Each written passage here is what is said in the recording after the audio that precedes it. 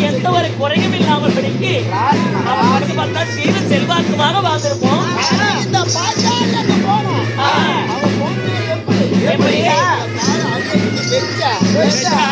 அன்னைக்கு பிடிச்சது அந்த பாண்டவருக்கு ஆண்டவர்களுக்கு சொல்ற அன்னையிலிருந்து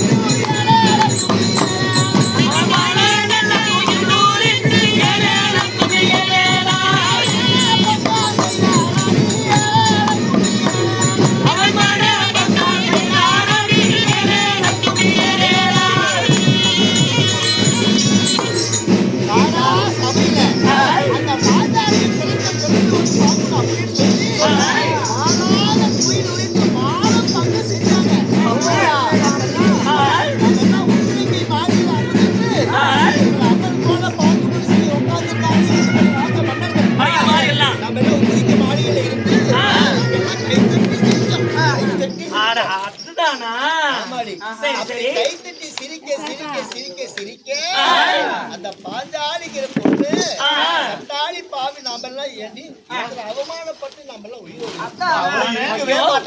அப்பவே நாம செஞ்சிருப்போம். ஆமா நம்மளுடைய புடவை கொஞ்சமாவது விலகுனா கூட ஐயோ புடவை விலகி போச்சே பாக்குறவங்க நம்மள கேவலமா பேசுவாங்களே அப்படின்னு நம்ம அப்பவே செத்துருப்போம்.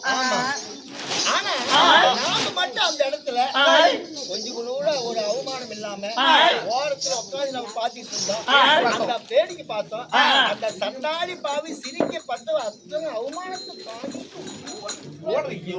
உயிரோடு இருக்கான்னு அவளை எதுக்குதா பொம்பளை இந்த பூமிக்கு பாரமா பிறந்தாலும் தெரியலையே.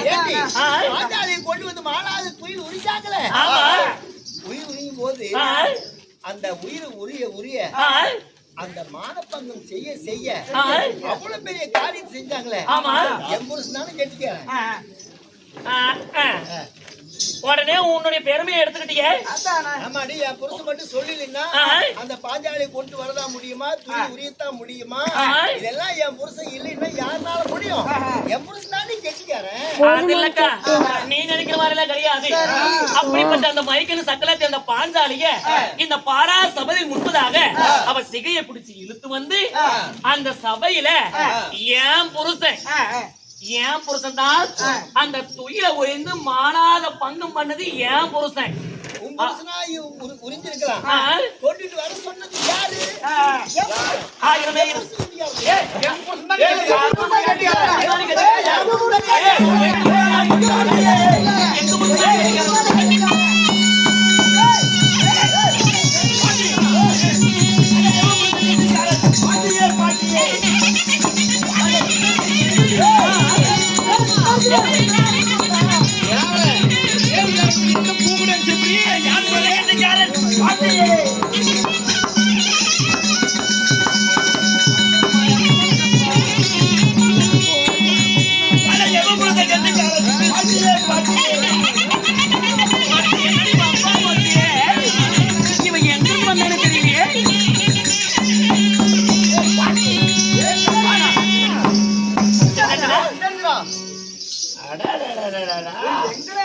என்ன ஒரு ஆச்சரியம் என்ன ஒரு ஆச்சரியம்.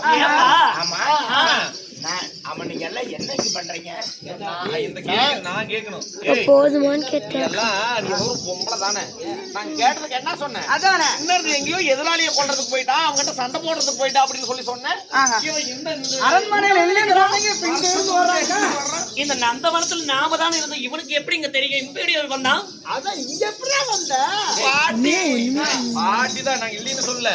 இங்க வந்த இங்க பாரு பாட்டை என்ன வேலை சொன்னாரு?